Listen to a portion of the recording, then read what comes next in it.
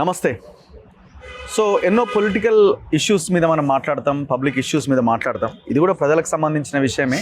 ముఖ్యంగా కొంత ప్రజలకి అవేర్నెస్ తీసుకొచ్చే అండ్ జరుగుతున్న విషయాల పట్ల మనం ప్రకృతిని ఎట్లా నాశనం చేస్తున్నాం, ఈ జబ్బులు ఎట్లా వస్తూ ఉన్నాయి. రీసెంట్గా ఏదో భూకంపం వచ్చింది వాళ్ళ ఉదయం 7:30 ఆ భూకంపాలు ఎందుకు వస్తున్నాయి, వీటి మీద కూడా మనం కొంత సబ్జెక్ట్ నేర్చుకోవాల్సిన అవసరం ఉంది. సో ఇలాంటి సబ్జెక్ట్స్ నేర్చుకోవాలంటే మనకు ఒక ప్రొఫెసర్ కావాలి, ఒక అనలిస్ట్ కావాలి. నా ముందు పార్శ్వం యాదగిరి సార్ ఉన్నారు. Sir not only political and public issues, so ఇట్లాంటి విషయాలను కూడా చాలా అద్భుతంగా వివరించగలుగుతారు. మనం డిస్కస్ చేద్దాం. ముందుగా ఇవాళ వచ్చిన 7:27 ఆ టైంకి వచ్చిన భూకంపం ఎందుకు వచ్చింది, దానికి గల కారణాలు ఏంటి, హైదరాబాద్ లాంటి ఏరియాలో కూడా భూమి కొంత షేక్ అయిందని అంటున్నారు. కొన్ని సోషల్ మీడియాలో చిన్న చిన్న వీడియోలు కూడా వస్తూ ఉన్నాయి. మాట్లాడదాం ముందుగా దాంతో. సార్ నమస్తే. నమస్తే. సో ఇప్పుడు మనం మాట్లాడుతున్నది భూకంపం గురించి. సార్ మరి హైదరాబాద్లో ఎందుకు ఈ పరిస్థితి వచ్చింది? మనం అంటాం కదా, దక్కన్ పీఠభూమి ఎత్తైన ప్రదేశము, ఇక్కడ భూకంపాలు రావడం కానీ, సో వేరే ప్రాంతాల్లో ఉన్న ఈ పర్యావరణ ప్రకృతి విపత్తులు రావడం చాలా తక్కువ అని. కానీ మనం కూడా కొంత ఇబ్బందికి గురవుతున్నామా అన్న ఒక ఆందోళన కనిపిస్తున్నది. సో అట్లాంటి సిచ్యువేషన్ ఏమైనా రాబోతున్నదా? ఇవాళ వచ్చిన దానికి కారణాలు ఏంటి? మనం ప్రకృతి ఆడుకుంటే ప్రకృతి మనతో చెలగాటం ఆడుకుంటుంది. పూర్వం కూడా వచ్చినాయి భూకంపాలు, రాలేదని కాదు, అవన్నీ ప్రకృతి పరంగా వచ్చినాయి. ఇప్పుడు మానవుడు సృష్టించిన భూకంపం అనాలి. ఎందుకంటే మనం చూసుకుందాం, గోదావరి అటుపక్క ఇటుపక్క భూకంపం వచ్చింది. గోదావరి నది కూడా ఎట్లా తయారై ఉంటుంది, నదులన్నీ ఎట్లా. ఇప్పుడు గోదావరి అటుపక్క ఇటుపక్క బొగ్గన్లు ఉన్నాయి. మహానదికి అటుపక్క ఇటుపక్క కోల్ ఇండియా బొగ్గలు ఉన్నాయి. బెంగాల్లో కూడా నదులకు అటుపక్క ఇటుపక్క ఉన్నాయి. ఎందుకు బొగ్గ అయి ఉంటుందంటే, బొగ్గు ఎప్పుడో భూకంపం వచ్చి, పెద్ద భూకంపాలు వచ్చి, మహాభూకంపాలు వచ్చి భూమి లోపలికి పోయింది. అప్పుడు 1000 మీటర్ల ఎత్తు చెట్లుండేవి మనిషి పుట్టక. అంటే ఫాసిల్ ఫ్యూయల్స్ అంటారు. అంటే భూగర్భంలోకి బొగ్గు పోయి ఎప్పుడు తయారై ఉంటుంది, శిలాజ ఇంధనాలు ఎప్పుడు తయారై ఉంటాయంటే ఒక 36 కోట్ల సంవత్సరాల ముందు. భూమి పుట్టిన 453 కోట్ల సంవత్సరాలు భూకంపాలు వచ్చి భూమి లోపలికి పోయి, భూమి లోపలికి చెట్లు అడవులన్నీ పోయి 36 కోట్ల సంవత్సరాలు అయి ఉంటుందని. అట్లనే పెట్రోల్ డీజిల్ అదేమో బొగ్గు తయారైంది. పెట్రోల్ డీజిల్ ఏమో ఆల్గే, చెట్ల పక్కన ఉండే ఆల్గే చిన్న సూక్ష్మ క్రిములు, అవి ఏమో పెట్రోల్గా డీజిల్గా మారిపోయినాయి. ఇది ఫాసిల్ ఫ్యూయల్స్ అంటారు. ఇప్పుడు అంటే దాని అర్థం ఏంటంటే, నదికి అటుపక్క ఇటుపక్క మళ్ళీ భూకంపాలు రావచ్చు. కాబట్టి నదులను కాపాడుకోవాలి. మనం ఏం చేస్తున్నాం, ప్రకృతితో ఆట ఆడుకుంటున్నాం. గోదావరికి అటుపక్క ఇటుపక్క బొగ్గన్లు, మహానదికి అటుపక్క ఇటుపక్క బొగ్గన్లు, ఓపెన్ కాస్ట్లు. ఎంతెంత లోతు మేడిపల్లి పోదాం, 200 మీటర్ల లోతు తవ్వినారు.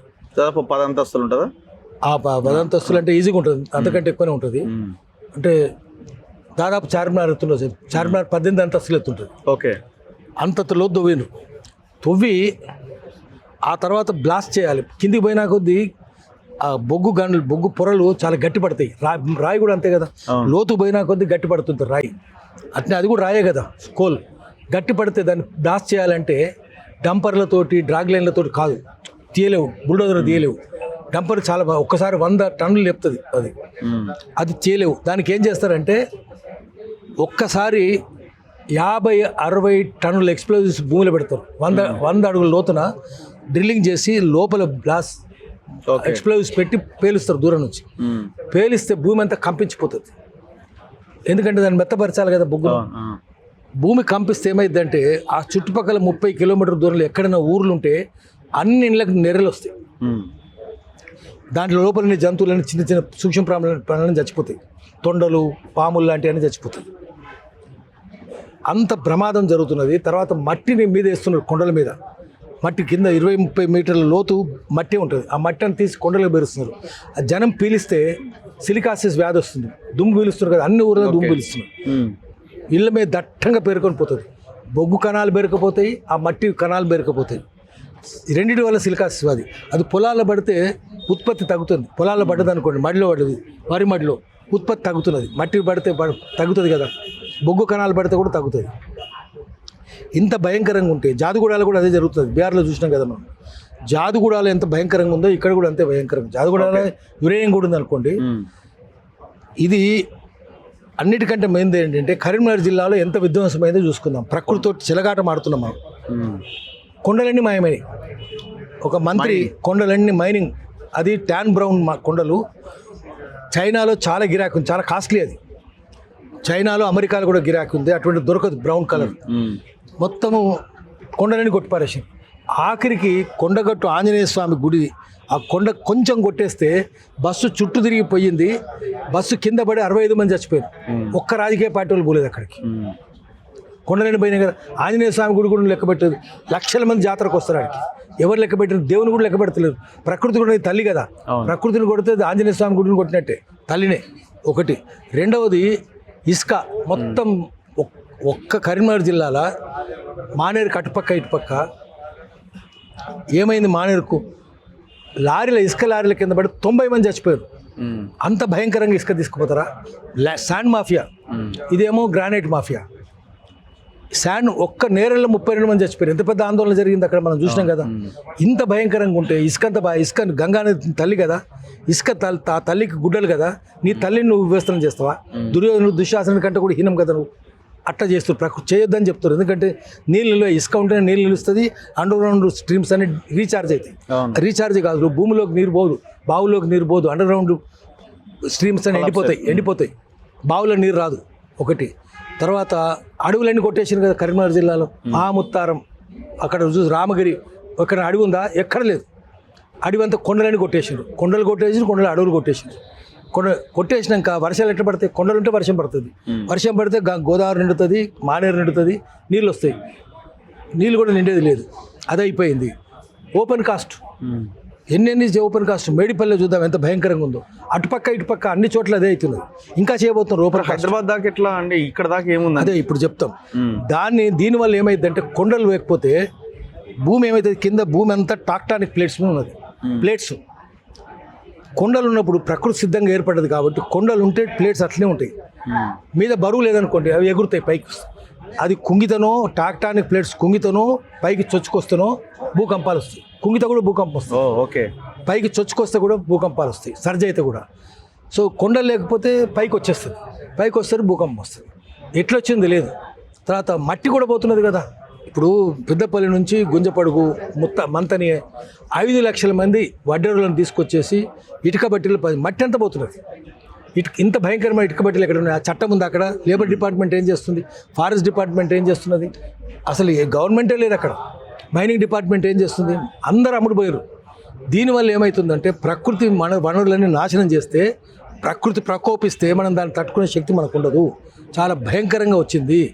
దీన్ని ఇప్పటికైనా చేయాలి. 453 కోట్ల సంవత్సరాల నుంచి ప్రకృతికి విపత్తులు రాలే. మనిషి పారిశ్రామిక విప్లవం వచ్చినాకనే ప్రకృతి నాశనం చేస్తుంది. 250 ఏళ్ళు అనుకుందాం. అప్పటి నుంచే జరుగుతున్నది. ఇంకా రేపు ఇంకా పెద్దగా ఉంటుంది. బొగ్గును కాల్చాము ఆపేయండి అని చెప్పారు. అయినా బొగ్గును దవ్వుతూనే ఉన్నాం. అంతంత లోతు ఎందుకు దవ్వాలి? మీరు 800 మీటర్లు దాకా దవ్వుతున్నారు. ఇప్పుడు చూస్తే ఇంకా 400 మీటర్లు కూడా దవ్వుతారట. అంటే 1200 మీటర్ల లోతు దాకా బొగ్గున్నది. అంతంత దవ్వితే ఏమైనా ఉంటుందా? ప్యారిస్ అగ్రిమెంట్లో భారతదేశం సంతకం పెట్టింది. బొగ్గు ఉత్పత్తి తగ్గించాలి, వినియోగం తగ్గించాలి. పొల్యూషన్ వినియోగిస్తే పొల్యూషనే. సో దానివల్ల గ్లోబల్ వార్మింగ్ అవుతున్నది. సముద్రాన్ని పొంగుతున్నాయి, ఓడరేవులని మునిగిపోతాయి. అందుకని ఆపేయమని చెప్పారు. అయినా మనం ఆపుతలేము. ఐఏఎస్ జోకర్లు వస్తున్నారు. వాళ్ళు ఇష్టం వచ్చినట్టు తోకుంటూ పోతున్నారు, ఇష్టం వచ్చినట్టు పెంచుకుంటూ పోతున్నారు. పరిపాలకులకు కానీ రాజకీయ నాయకులకు కానీ ఐఏఎస్ వాళ్ళకి కానీ సోయి లేదు. ఇది ప్రమాదం అనే సోయి లేదు. మేము ఉత్పత్తి పెంచుకుంటూ పోవాలి. ఎక్కడ దాకా తీసుకుపోతారు మీరు? ఈ భూకంపాలు వచ్చిన దానికి బాధ్యులు వాళ్ళే కదా. ప్రకృతికి గనక ఛార్జ్ షీట్ ఇష్యూ చేసే శక్తి ఉంటే వీళ్ళందరినీ తీసుకొచ్చి బోన్లు నిల్చోబెట్టేది. ఐఏఎస్ ఆఫీసర్లు, ముఖ్యమంత్రులు, మంత్రులు బోన్లు నిల్చోబెట్టి శిక్షలు వేసేది వాళ్ళు. ఛార్జ్ షీట్ మనం వేయాలి. ప్రకృతి తరఫున మనమే ఛార్జ్ షీట్ వేసి ఎవరెవరు బాధ్యులు ఈ ప్రకృతి వైపరీత్యాలకు వాళ్ళందరినీ బోన్లో నిల్చోబెట్టాలి. అప్పుడు కానీ ప్రకృతి శాంతించదు. లేకపోతే ఇంకా భూకంపాలు వస్తూనే ఉంటుంది. ఇది మొదలే. మామూలుగా హిందీలో ఏం చెప్తారంటే అభితో అంగడాయి హే, ఇది వాకిలే, ఆగే ఔర్ లడాయి హే. ముందు ప్రకృతి అసలు ఇది యుద్ధరంగం, వాకిలి ఇది యుద్ధరంగం ముందున్నది. ఇంకా పెద్ద పెద్ద ప్రమాదాలు జరగబోతున్నాయి. అందుకని ప్రజలారా ఇప్పటికైనా మేల్కోండి, ప్రకృతిని కాపాడుకుందామని చెప్పి. ఓపెన్ కాస్ట్లు అక్కడెక్కడో ఉన్నాయి, లేకపోతే మీరు అన్న ఇసుక అక్కడెక్కడో ఉంది. హైదరాబాద్ నగరం టచ్ అవుతున్నామా మనం? అవుతాం. ఎందుకంటే ఉంది ఇక్కడ, అందుకే తక్కువ ఉంది. అక్కడనే 5.3, 5.5 ఉన్నది. ఇక్కడ 3.2 వచ్చింది. ఎందుకు వచ్చిందంటే దాని ప్రభావం ఎక్కడ దాకా ఉంటుంది, ఇంకా అవతల కూడా ఉంటుంది. జూబ్లీహిల్స్, హైదరాబాద్, బంజారాహిల్స్లో కూడా వచ్చింది. అయితే ఏమైంది, ములుగు ప్రాంతంలో ఏమనుకున్నారంటే ఆ చెట్లు గిట్లు ఇప్పుడు ఆ కదులుతుంటే మధ్యన ఏదో మొత్తం అడవడవే కాలిపోయింది. అడవంతా కాలిపోయింది, ఇంకా పోతుంది వచ్చి పోతుంది ఇంకా పోతుంది. గాలికి వచ్చి అన్ని ఒక చెట్లు రాసుకొని మంట బుట్టి తగలబడిపోతాయి. అంటే మనము ఆ భూకంపాలు వచ్చే సమయానికి చెట్లు రాసుకునే భూమి కదిలికి వచ్చింది అనుకోండి, చెట్లు రాసుకుంటాయి, అది కూడా మంచిది కాదు. అందుకనే మనం ప్రకృతిని కాపాడుకోవాలి. ఎంత సంపద ఉంది ప్రతి జిల్లాలో. శ్రీకాకుళంలో 9 నదులు ఉన్నాయి, ఆదిలాబాద్లో 5 నదులు, 14 వాగులు, 8 జలపాతాలు, ఇవన్నీ కాపాడుకోవాలి కదా. మనం కాపాడుకోకుండా అన్నిటిని నాశనం చేస్తే ప్రకృతి కోపం వస్తే, తల్లి కదా మన తల్లిని నువ్వు మోసం చేయొద్దు, తల్లిని దోపిడీ చేయొద్దు, వివస్త్రం చేయొద్దు. అందుకని మనం గట్టిగా చెప్దాం, ప్రకృతిని ఆరాధిద్దాం. హిందూ పురాణాల్లో కూడా ఏం చెప్తారంటే ప్రకృతి తల్లి, పురుషుడు దేవుడు. ప్రకృతి పురుషుని సంయోగం వల్లనే జీవకోటి పుట్టింది. కాబట్టి నువ్వు తల్లిని నాశనం చేయొద్దు, అసలు మైనింగే చేయొద్దు. గడ్డపార పెట్టి పలుగు పెట్టి కింద పొడిచినట్టు భూమిని నీ తల్లి కడుపులో పొడిచినట్టు లెక్క. అందుకని మైనింగ్ చేయొద్దని చెప్తారు. ఏ మైనింగ్ అయినా మంచిది కాదు ప్రకృతికి. ఐరన్ ఓర్ మైనింగ్ కావచ్చు, యురేనియం మైనింగ్ కావచ్చు, రాగి కావచ్చు, వెండి కావచ్చు, బంగారం కావచ్చు, వజ్రాలు కావచ్చు, ఏ గనులైనా నీ తల్లిని పొట్టలో పలుగుబెట్టి చీల్చినట్టే ఉంటుంది. తల్లి కడుపు చీల్చొద్దు. చీలిస్తే తల్లికి గర్భశోకం ఉంటుంది, నువ్వు కూడా పోతావు. తల్లితో పాటు తల్లి గర్భం పోయినప్పుడు నువ్వు కూడా పోతావు. అందుకని ప్రకృతిని ఆరాధించాలి. ఉర్దూలో కూడా ఏం చెప్తారు, ఖురాన్లో కూడా ఏం చెప్తారంటే ఖుద్ పైదా హువా, దేవుడు స్వయంభూ తనంతట తానే పుట్టిండు. ఆ తర్వాత కుదరత్ను సృష్టించిండు, ప్రకృతిని సృష్టించిండు. ముందు దేవుడు పుట్టిండు, తర్వాత ప్రకృతిని సృష్టించిండు. కాబట్టి మనం ప్రకృతిని నాశనం చేయొద్దు. ఈ ఖురాన్ ప్రకారమైన పురాణాల ప్రకారం, ఖురాన్ కానీ పురాణ్ కానీ మన ప్రకృతిని నాశనం చేయొద్దు, కాపాడుకోవాలి. ఇప్పటికైనా ప్రభుత్వాలకు సోయి రావాలి, ఐఏఎస్ వాళ్ళకు సోయి రావాలి, రాజకీయ నాయకులకు సోయి రావాలి, పౌర సమాజం కూడా మేల్కొని ప్రకృతిని నాశనం చేస్తుంటే లాఠీ లేపి తలబద్దలు కొట్టాలి. అప్పుడు కానీ బుద్ధి రాదు. ఇంకొకటి, మనం ఈ భూకంపం తర్వాత మనం ప్రధానంగా మేము గమనిస్తున్నది, గ్రౌండ్లో తిరిగినప్పుడు ఈ వైరల్ ఫీవర్స్, రకరకాల ఫీవర్స్ వస్తున్నాయి. ఇంతకుముందు వైరల్ ఫీవర్ అంటే జ్వరం వచ్చేది, జలుబు లేకపోతే దగ్గు వచ్చేది, ఫీవర్ వచ్చేది, డాక్టర్ దగ్గర పోతే కోర్సు వాడమనేటోళ్ళు. ఈ టైఫాయిడ్లు, మలేరియాలు ఇది ఒక భాగం ఉంటుండే. ఇప్పుడు స్కిన్ ఎలర్జీస్ కూడా వస్తున్నాయి కొంతమందికి. ఏమనంటే వైరల్ ఫీవర్ అంటున్నారు. బాడీ పెయిన్స్, విపరీతమైన కీళ్ళవి నొప్పులు, ఇవి ఇప్పుడు దగ్గర 3 నెలల దాకా ఇవి ఇట్లే ఉంటాయని డాక్టర్లు చెప్పి మెడిసిన్ రాస్తున్నారు. దానికి పెద్ద కోర్సు నడుస్తున్నది. సో ఇట్లా ప్రతి ఇంట్లో ఒకరు లేదా ఇద్దరు వీటి బారిన పడ్డారు. అమెరికన్ ట్రావెల్ హెచ్చరించిందట, హైదరాబాద్కి పోయే వాళ్ళు కొంచెం జాగ్రత్తగా ఉండాలి అని. గతంలో తెలంగాణ మూమెంట్లో ఆ హెచ్చరిక చేసిరట, ఇప్పుడు ఆ హెచ్చరిక చేస్తున్నారట, ఎక్కువగా వైరల్ ఫీవర్స్ ఉన్నాయని. ఇది వైరల్ మ్యూటేషన్ అనేది ఎందుకు ఈ స్థాయిలో జరుగుతున్నది? వైరస్లో మ్యూటేషనే కదా, జీన్ మ్యూటేషన్. జీన్ మ్యూటేషన్ అంటే దాని జీన్స్ జన్యువులు మార్పు చెందుతాయి. దాన్ని ఏం చెప్తారంటే డ్రగ్ రెసిస్టెన్స్ వస్తుంది. దాని మీద ఏ మందు పనిచేయదు, తట్టుకునే శక్తి వస్తుంది. మందు ఇస్తే డ్రగ్స్ని తట్టుకునే శక్తి వస్తుంది. ఎందుకు వస్తుందంటే Hyderabad pharma capital of the world. ప్రపంచంలోనే ఇన్ని మందుల కంపెనీలు లేవు. ఎందుకు లేవు? హైదరాబాద్లోనే ఉన్నాయి. ఎందుకు ఉన్నాయంటే ఇక్కడ బానిసలు, మంత్రులందరూ, ముఖ్యమంత్రులు బానిసలు కదా, ఐఏఎస్ వాళ్ళు బానిసలు కదా. శ్రీశ్రీ చెప్పినట్టు ఆయన ఏం చెప్పిండు, బానిసకు బానిస ఓరి వెర్రి వెంగళప్పగా అన్నాడు వెంగళరావు. ముఖ్యమంత్రులు అంతే కదా, బానిసలకు బానిసలు. ఆదానికి ప్రధానమంత్రికి ముఖ్యమంత్రికి మంత్రికి ఐఏఎస్ వాళ్ళు బానిసలకి అపోజిషన్ లీడర్లు అందరు కలిసే ఉంటారు అంతే. అందుకని ఏమవుతున్నది ఇక్కడ ముఖ్యంగా హైదరాబాద్లో ఫార్మా క్యాపిటల్ చంకలు ఎదురుస్తున్నారు. నిజానికి ఛార్జ్ షీట్ పెట్టాలి. అవును, అమెరికాలో ఎందుకు మందుల కంపెనీలు ఉన్నాయి? ఎందుకంటే అక్కడ డ్రగ్ రెసిస్టెన్స్ వస్తే రోగాలు తగ్గవు. అక్కడ ఫార్మా పొల్యూషన్ ఉంటే జనం ఎదిరిస్తారు, తిడతారు, కోపడతారు, కళ్ళెర్ర చేస్తారు, పండ్లు నూరుతారు. ఇక్కడ ఏం జనానికి తెలియదు కదా, ఉద్యోగాలు వస్తున్నాయి అనుకుంటారు. మనం గోసుకపోయింది కానీ ఎవరు చెవులు కమ్మలు వచ్చి మన చేతిలో పెట్టినట్టుంటుంది అంతే ఇక్కడ. దానివల్ల ఏమవుతుందంటే, ముందు అనుకుందాం, మేము కేసు వేసినాం, సుప్రీంకోర్టులో గెలిచినాం కూడా. పాషమైలారం పట్టంచేరు ప్రాంతంలో 92 మందుల కంపెనీలు ఉన్నాయి. దానివల్ల చుట్టుపక్కల జనానికి డ్రగ్ రెసిస్టెన్స్ వస్తుంది, రోగాలు నయమైతలేవు అక్కడ. ముఖ్యంగా ఒకటేమో మెరిక్యాప్టన్ గ్యాస్, భయంకరమైన గ్యాస్ పీలుస్తారు, దానివల్ల రోగాలు వస్తాయి. ఈ మందుల కంపెనీలు డ్రగ్ రెసిస్టెన్స్ ఎట్లా వస్తుందంటే, 92 మందుల కంపెనీల డ్రగ్స్ అన్ని తీసుకుపోయి ఈటీపీలు వేస్తారు, ఎఫ్లూయెంట్ ట్రీట్మెంట్ ప్లాంట్లు వేస్తారు. ఓకే, ఆ ప్లాంట్ మళ్ళీ ఒక ట్యాంకర్లో నింపి నక్కవాగు, హల్దీవాగు, ఇసుకవాగులో పడేస్తున్నారు. హల్దీవాగు పసుపేరని కూడా అందులో పడేస్తే ఇప్పటికే 92 మందులు ఉన్నాయి, దాంట్లో కలిసి ఉన్నాయి. దాంట్లో ఉదాహరణకు మలేరియా క్రిమిని చంపే మందు ఉంటుంది అనుకుందాం, ఆ బ్యాక్టీరియాని చంపే మందు ఉంటుంది. ఇంకా 91 మందులతో కలిసి అది పలచబడిపోయింది. మలేరియా క్రిమిని చంపే శక్తి కోల్పోద్ది, బలహీన పడుతుంది. అది తీసుకుపోయి వాగులో పడేస్తే వాగులో ఇసుక నీరు ఉంటాయి కదా, దాంతో ఇంకా బలహీన పడుతుంది. బలహీనపడ్డ మందుకు అది వాగులో తేలుతుంటుంది. పక్కన ఒక ఊరు ఉంటుంది, ఊరిలోంచి డ్రైనేజ్ కాలువ వాగులు వచ్చి పడుతుంది. ఆ ఊరిలో ఒక ఆయనకు మలేరియా వ్యాధి వచ్చింది అనుకుందాం. ఆ వ్యాధి వస్తే ఆయన దొడ్డుకు పోతాడు, అది షిట్ వచ్చి ఆ వాగులో పడుతుంది. ఆ షిట్లో ఏముంటుంది, పెంటలో, మనిషి పెంటలో మలేరియా క్రిమి ఉంటుంది, బ్యాక్టీరియా ఉంటుంది. అది నీళ్ళ తేలుతుంటే ఆ మలేరియా క్రిమి తేలుతుంటుంది కదా, అదేదైనా తినాలి కదా. తినాలంటే ఏముంటుంది, మందులే ఉంటాయి. మందులలో మలేరియా క్రిమిని చంపే డ్రగ్ కూడా ఉంటుంది. ఆ మందు తింటుంది, పలచబడ్డది కాబట్టి చావదు, క్రిమి చావదు, బ్యాక్టీరియా చావదు. కానీ అది క్రిమి మందుని తింటుంది. తిన్నాక డ్రగ్ రెసిస్టెన్స్ వస్తుంది దానికి. ఇది డ్రగ్ రెసిస్టెన్స్ వస్తే, ఒక్కసారి డ్రగ్ రెసిస్టెన్స్ వస్తే దాని జీన్స్ మ్యూటేషన్ అవుతుంది, జీన్ మారుతుంది, జన్యు మార్పిడి వస్తుంది. జన్యు మార్పిడి 24 గంటల్లో ప్రపంచంలో ఉన్న అన్ని క్రిముల్లో వస్తుంది. ఎట్లా వస్తుంది, మలేరియాని చంపే మలేరియా వెక్టర్ ఉందనుకోండి. మలేరియా వెక్టర్ 24 గంటలు భూమి తిరుగుతుంది కదా. సో ఇండియా మీదకి వచ్చిన వేరే ప్రదేశంలో వచ్చినాయి, వాటి జన్యు కూడా మారిపోతుంది. జన్యు మార్పిడి అంత స్పీడ్గా జరిగిపోతుంది, జీన్ మ్యుటేషన్ జరిగినందువల్ల దానికి మందే పనిచేయదు.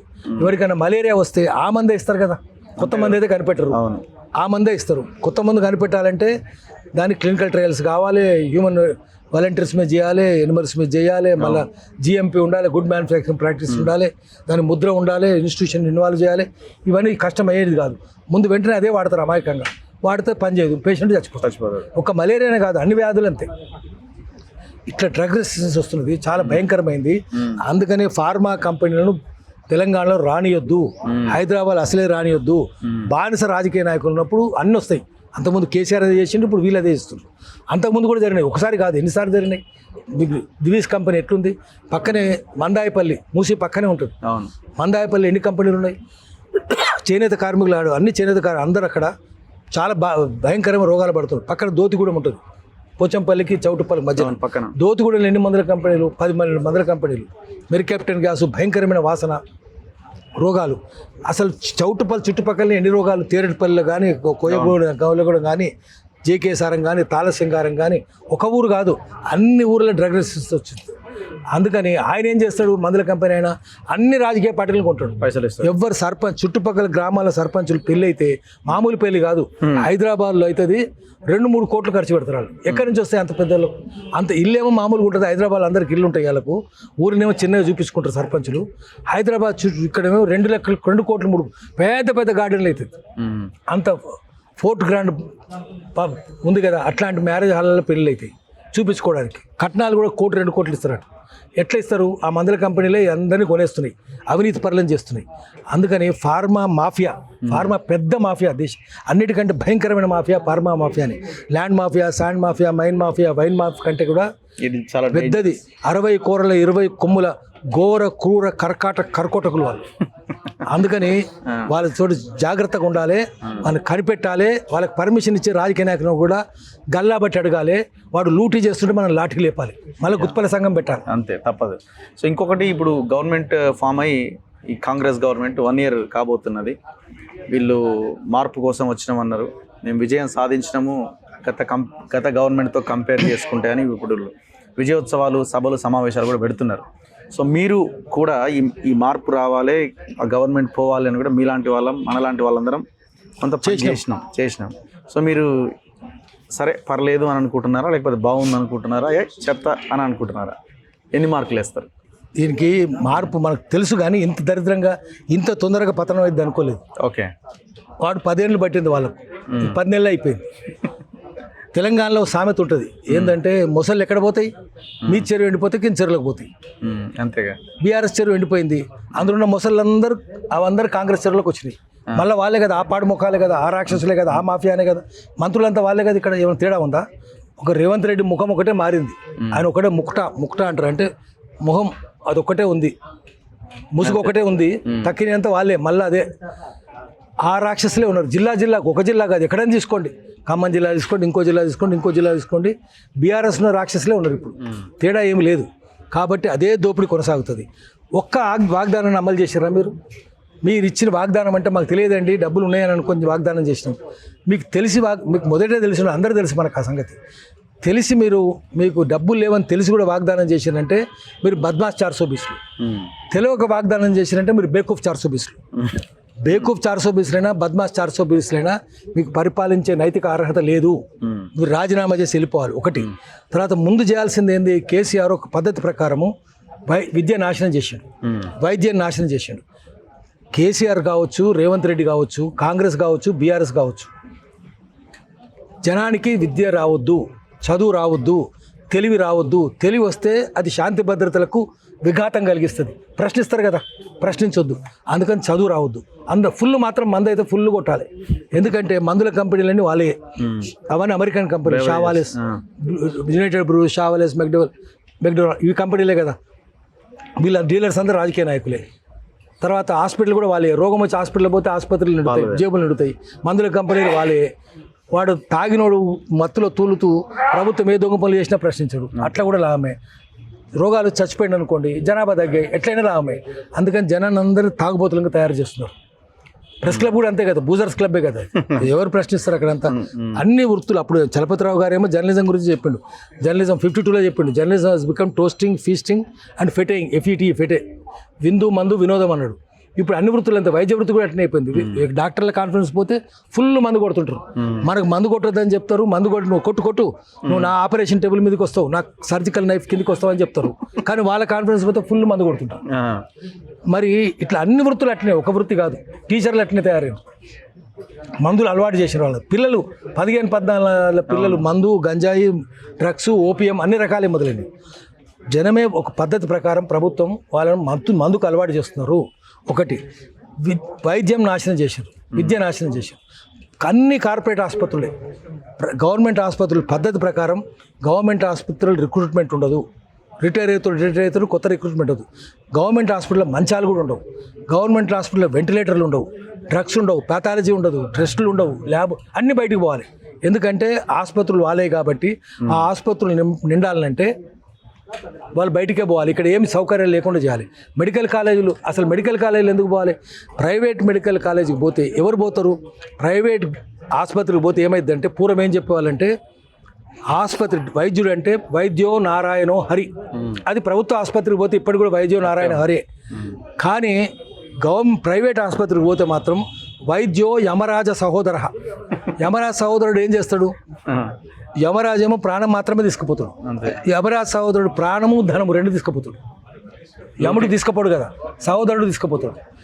ఎందుకంటే ఆడు ఎందుకు పోవద్దంటే ఎవరు ప్రైవేట్ మెడికల్ కాలేజీల నుంచి వచ్చినోడు ప్రైవేట్ హాస్పిటల్లో చేరుతాడు.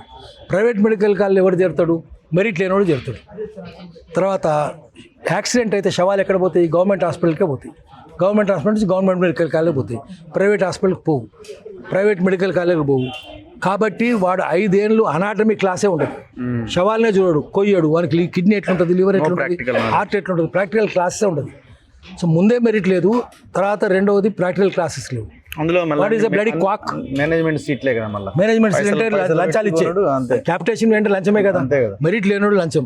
తర్వాత ఎంత అవుతుంది? వాడు ఎంబీబీఎస్ చేసి, ఎండీ చేసి, డిఎం చేసేసరికి, లేదా ఎంబీబీఎస్ చేసి, ఎంఎస్ చేసి, ఎంసీహెచ్ చేసేసరికి, అంటే మెడికల్ స్ట్రీమ్ అయినా సర్జికల్ స్ట్రీమ్ అయినా వానికి 20 కోట్లు ఖర్చు అవుతాయి మొత్తం. ఇప్పుడు కోటిన్నర రూపాయలు రాజకీయ నాయకుడే, జస్ట్ లైక్ రాజకీయ నాయకుడు పోటీ చేయాలి కదా, డబ్బులు ఖర్చు పెట్టాలి. కానీ ఆ డబ్బులు అంతా రావాలి కదా. రావాలంటే ఏం చేస్తారు? ప్రైవేట్ హాస్పిటల్లో ఇగో నువ్వు అవసరం లేకపోయినా వానికి సర్ది అయింది, పరిచయం పట్టింది, వచ్చిండు, వానికి అన్ని టెస్టులు, గుండె టెస్టులు రాయి, మెదడు టెస్ట్ రాయి, అన్ని రకాల టెస్టులు రాయి, 5-6 లక్షలు వసూలు చేయి. అట్లనే వైద్యం అని 20-30 లక్షలు వసూలు చేయి. దాంట్లో 30% కమిషన్. కాబట్టి వాడు అదే రాసిస్తాడు. రాసిస్తే ఏమవుతుంది? వాడు మొత్తం ఇల్లు అమ్ముకోవాలి, సంసారం అమ్ముకోవాలి, వచ్చి ఆసుపత్రిలో చేరాలి. అందుకని ఆసుపత్రిలో you are being treated by a quack. Quack అంటే శిక్షణ లేని వైద్యం చేస్తాడు. ఆర్ఎంపీ డాక్టర్ నీకంటే బెటర్. నీకు అంతకంటే అధ్వానమైన క్వాక్స్ వీళ్ళు. యాంటీ క్వాకరీ యాక్ట్ ఉంది కదా, యాంటీ క్వాకరీ యాక్టు ప్రైవేట్ ఆసుపత్రుల మీద కూడా ప్రయోగించాలి. అప్పుడు తెలుస్తుంది ఎంత దొంగ పనులు ఉన్నాయో. అందుకని ప్రభుత్వము మనం చెప్పాల్సింది ఏంటంటే బెత్తం పట్టుకొని ప్రభుత్వ వైద్యాలు పెంచండి. నిజాం కూడా ఎడ్వర్డ్ లారీ లాంటి వాడు వచ్చి మొట్టమొదటి ఉస్మానియా ఆసుపత్రి సూపరింటెండెంట్, ఆయన ప్రిన్సిపల్ కూడా, ఆయన మొత్తం పేదోళ్ళని చూసి మొత్తం డబ్బులన్నీ ఆస్తులు ప్రాపర్టీ ఇప్పటికీ ఉస్మానియా ఆసుపత్రి పాత బిల్డింగ్ లోపల సూపరింటెండెంట్ రూమ్లో రాసి ఉంటుంది. I'm donating all my emoluments and properties to this hospital for free distribution of milk and bread to poor patients. అట్లా డాక్టర్లు ఉండేవాళ్ళు. ఆ తర్వాత రొనాల్డ్ రాస్ నోబెల్ ప్రైజ్ వచ్చింది, ఆయన అయిండు. వాళ్ళందరూ సేవ చేసిండు. ఇప్పుడు డాక్టర్లు ఏం చేస్తున్నారు? అందుకనే మనము వాళ్ళకి చెప్పాలి, ఎడ్వర్డ్ లారీ పద్ధతిలో, రొనాల్డ్ రాస్ పద్ధతిలో పనిచేయండి. వాళ్ళని ఆరోగ్య విదేశస్తులు అయినా చేసిపోయాను, కట్టుబట్టలతో పోయిండు ఎడ్వర్డ్ లారీ. మళ్ళీ 10 ఏళ్ళ తర్వాత డబ్బులు సంపాదించి మళ్ళీ వచ్చిండు, ఇక్కడికి వచ్చి మళ్ళీ డబ్బులు ఇచ్చిండు.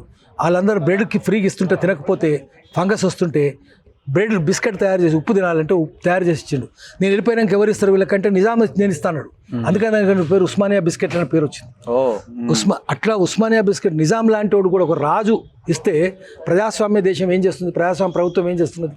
రాచరికంగా అన్యాయంగా తయారైంది కదా. అందుకనే పౌర సమాజం మేల్కోవాలి. ఇప్పుడు ఏమైనా అవకాశం ఉందా వీళ్ళకి మార్చుకోవడానికి? ఇంకా 4 ఏళ్ళు ఉన్నది కదా, మార్చుకోవడానికి సూచిస్తారు మీరు? మార్చుకోవాలంటే నిజంగానే మార్చుకోవాలి. ఢిల్లీ వాళ్ళకి కళ్ళు తెరవాలి. రాహుల్ గాంధీకి ఏమైనా తెలుసా? మోదీ కావచ్చు, రాహుల్ గాంధీ కావచ్చు, ఢిల్లీలో కూర్చున్న వాళ్ళకు యమునా నది అవతల ఏముంటుందో తెలియదు, తెలుసుకోవాలని కూడా లేదు. ఏముంటుందో అడగండి, మీరు మోదీని అడగండి, రాహుల్ గాంధీని అడగండి. హిమాలయాలు ఎక్కడ ఉన్నాయంటే వాళ్ళు ఏం చూపిస్తారో తెలియదు. ఆంధ్రప్రదేశ్లో ఏ భాష మాట్లాడుతుంటే జుట్టు కొక్కుంటారు. ఎవరో ఫ్రెంచ్ అంటే మేబీ ఫ్రెంచ్ అంటారు ఇద్దరు. వాళ్ళకి ఏం తెలుస్తుంది? నార్త్ ఇండియన్స్కు సౌత్ ఇండియన్ అంటే పట్టణం లేదు. అందుకని వాళ్ళు ఏమి చేసి, కాంగ్రెస్ ఏం చేయదు, బీజేపీ ఏం చేయదు. అందుకనే ఇక్కడ ఉన్న వాళ్ళకి వీళ్ళకి సామ్రాజ్యం కదా, ఇది సామంతరాజులు కదా. అంతే, సామంతరాజులు మీకు పూర్తిగా అధికారం అప్పచెప్పినా ఏమైనా దోచుకోండి, ఏమైనా చేయండి.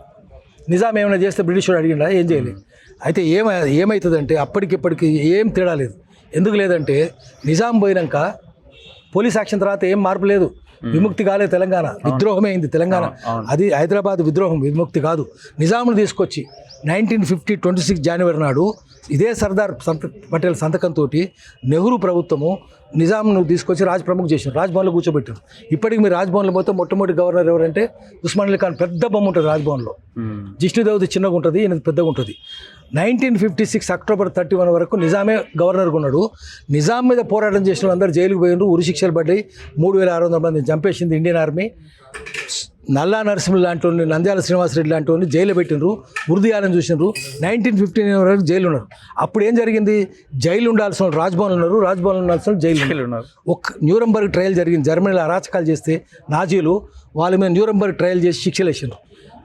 సౌత్ ఆఫ్రికాలో అపార్థిడ్ అంటే వర్ణవివక్ష చేసిన ప్రభుత్వాలు తప్పులు చేస్తే నెల్సన్ మండేలా వచ్చినాక ట్రూత్ అండ్ రికన్సిలియేషన్ కమిషన్ వేసి తప్పులు చేసిన అందరికి శిక్షలు వేసారు. ఇక్కడ రజాకారులకు వేసినరా? ఒక్క రజాకారికి శిక్ష పడదా? అంత ఆ ఊర్లు చూసినాం.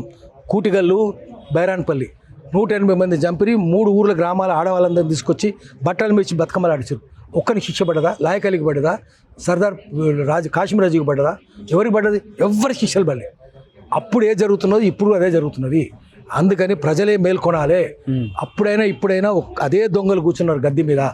దేశంలో ప్రజాస్వామ్యం లేదు, చోరస్వామ్యమే ఉంది, డెమోక్రసీ లేదు, క్లెప్టోక్రసీ అంటే rule by thieves. Rule by people లేదు, రూల్ బై థీవ్సే ఉంది. అందుకని తెలంగాణ ప్రజలు మేల్కొనాలి. దేశవ్యాప్తంగా అదే ఉంది, ఇక్కడనే కాదు, ప్రపంచవ్యాప్తంగా ఉంది. అమెరికాలో కూడా దొంగల రాజ్యమే ఉంది, కార్పొరేటోక్రసీ ఉంది. కాబట్టి మనం మళ్ళీ మేల్కొని జనానికి ఉన్నట్టు చెప్పాలి. లాఠీ ఇవ్వాలి అందరికి. గుత్పల సంఘం పెట్టాలి. సార్, ఇంకొక చిన్న పాయింట్, అసలు హైదరాబాద్ ఒకప్పుడు ఎట్లుండే, ఇప్పుడు ఎట్లున్నది అంటే? ఇప్పుడు హైదరాబాద్ అనగానే ఇప్పుడు ఇవాళ కూడా ముఖ్యమంత్రి మాట్లాడాడు, నిన్న అంతకుముందు గవర్నమెంట్ వాళ్ళు కూడా మాట్లాడారు. ఫ్లైఓవర్లు, బిల్డింగ్లు, 4th సిటీలు, వీటి గురించి మనం మాట్లాడుతున్నాం. హైదరాబాద్ అనగానే మనం ఎలక్షన్లో జనాలు కూడా ఎట్లా అయిపోయారంటే మస్తు పెద్ద పెద్ద బిల్డింగ్లు కట్టారు, పెద్ద పెద్ద ఫ్లైఓవర్లు వేసారు. ఈ చర్చే ఎక్కువగా ఉన్నది. అసలు హైదరాబాద్ ఒకప్పుడు ఎట్లుండే, ఇప్పుడు ఏ సిచ్యువేషన్లో ఉన్నది హైదరాబాద్?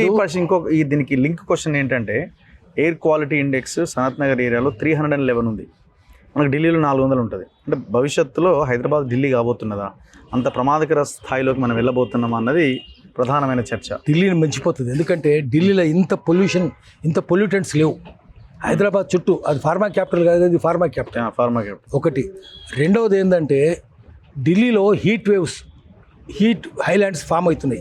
నోయిడా ఉంది, నోయిడాలో 50 అంతస్తులు 60 అంతస్తులు, అవన్నీ హైదరాబాద్కి వస్తున్నాయి కదా. డెవలప్మెంట్ అది ఎవడైనా దాని డెవలప్మెంట్ అంటే అంతకంటే తిక్క నిర్వచనం లేదు, అంతకంటే తిక్కలోడు లేడు. అక్కడ పోతే మీరు నోయిడా పోయిరండి, ఢిల్లీ పోయిద్దాం. ఒకటేమో 400 ఎయిర్ క్వాలిటీ ఇండెక్స్ చాలా భయంకరంగా ఉంది. రెండవది భయంకరమైన వేడి. ఎందుకంటే 50 అంతస్తులు పైనుంచి కింద దాకా క్యుములేటివ్ ఎఫెక్ట్ ఉంటుంది. వేడి ఆర్సీసీ స్ట్రక్చర్స్ కదా, స్టీలు, సిమెంటు, ఇసుక భయంకరంగా వేడి ఉంటుంది. లోపలంతా ఏసీ ఉంటే ఆ లోపల వేడి అంతా బయటకు వస్తుంది.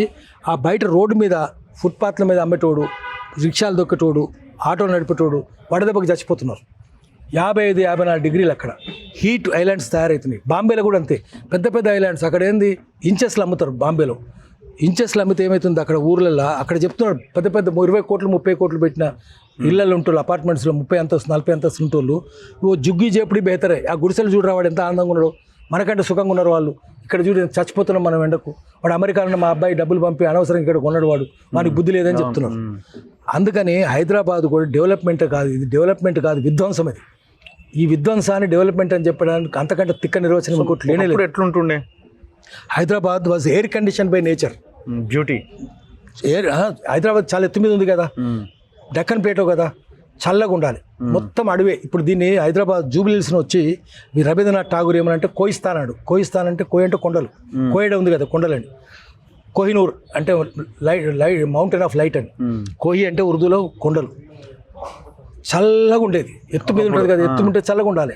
అందుకనే ఆఫ్ఘనిస్తాన్ నుంచి, టర్కీ నుంచి, ఇరాన్ నుంచి, గోల్కొండ రాజు ఇరానీస్ కదా మొట్టమొదటి, తర్వాత టర్కీ నుంచి వచ్చారు కదా, ఆఫ్ఘనిస్తాన్, అందరూ వచ్చి ఇక్కడ ఎందుకున్నారు. గుజరాత్ నుంచి, రాజస్థాన్ నుంచి 1000 కింద 600 కింద వచ్చారు, చల్లగా ఉండదని వచ్చారు. సో వర్షం కూడా 1000 మిల్లీమీటర్లు పడతాయి. రాజస్థాన్లో తార్ రిజల్ట్ ఉంది 100 మిల్లీమీటర్స్. సో వర్షం బాగుంది, ఎత్తు మీద ఉంది, చల్లగా ఉందని వచ్చింది. ఇప్పుడు ఏమైంది, కొండలన్నీ కొట్టేసినాం, అడవులన్నీ కొట్టేసినాం. తర్వాత మనం ఆ విధ్వంసం చేయడం కాకుండా ఇంత పెద్ద బిల్డింగ్లు కట్టినాం, ఊరంతా నాశనం. కొండలు ఎక్కడ, జూబిలీ హిల్స్లో కొండలు లేవు, బంజారా హిల్స్, వాటి పేరే హిల్స్ కానీ ఏం లేదు. ఆఖరికి నిజాం కట్టిన జూబిలీ హిల్స్ పార్క్ ఉంది కదా, నిజాం పెట్టింది, బ్రహ్మానందరికి సంబంధం లేదు. నిజాం సిల్వర్ జూబిలీ కోఆర్డినేషన్ సందర్భంగా కట్టిండు కాబట్టి కేబీఆర్ సంబంధం లేదు. వాడోడు బ్రహ్మానంద రెడ్డి, వాడు పనికిరానుడు, వాడు దీని సంగతి కూడా తెలియదు, వాడు ద్రోహి కదా, రాక్షసుడు కదా. వాడు పెట్టింది ఉస్మాన్ అలీ ఖాన్ మంచోడా చెడ్డా వేరే విషయం, కట్టింది ఆయన. జూబిలీ హాలు, జూబిలీ హిల్స్ ఆయన పెట్టిండు. ఆ మొత్తము 80 ఎకరాలు అడవి కొట్టేసిండు చుట్టూ. మధ్యన ఆగిపోయింది కదా, కోర్టు చూస్తున్నాం కదా మూల మీద, మంత్రి ఇది ఎందుకు ఆగి, మంత్రి కన్స్ట్రక్షన్స్ అంటే అది అడవికి అడ్డం కొట్టి పారేసిండు. ఇట్లా అడవినంతా నాశనం చేస్తాం. హైదరాబాద్ అన్ని పార్కులే, జాంబాగ్, బషీర్బాగ్, దేవిబాగ్, కుందన్బాగ్, అన్ని బాగులన్నీ పోయినాయి. హైదరాబాద్లో బావులీలు ఉండే, ఎంతెంత పెద్ద బావులు, ఇంజన్ బావులి, మోతి బావులి, పుత్లి బావులి, హరి బావులి, దూద్ బావులి, బావులీలేవి బావులీలు పోయినాయి. మాలకా చందా బావులి. బావులి అంటే బావి, బావులి అంటారు హిందీలో. బావులీలన్నీ పోయినాయి, తోటలన్నీ పోయినాయి, బాగులన్నీ, బాగ్ నగర్ అంటే తోటలన్నీ, బాగులన్నీ బాగులు ఎక్కడున్నాయి, ఒక్క బాగు లేదు, ఒక్క చెరువు లేదు, చెరువులన్నీ పోయినాయి. చెరువులు ఉంటే పచ్చగా ఉంటుంది కదా. ఎందుకంటే సిటీకి కిడ్నీస్ ఏంటంటే చెరువులు. ఆటోమేటిక్గా నీరు వస్తుంది, దక్కన్పేటలో నీరు వస్తుంది, కింద పడుతుంది. లేక్స్ అంటే సహజంగా ఫామ్ అయ్యాయి, ఎవరు మనిషి దోవినాయి కాదు. ట్యాంక్స్ అంటే మనిషి దోవినాయి. అన్ని లేక్స్, అన్ని tanks, city of lakes and rocks. అన్ని పోయినాయి, లేక్స్ పోయినాయి, రాక్స్ పోయినాయి. అది కిడ్నీలు మొత్తం వడపోసి కిందికి భూములను తీసుకుపోతాయి.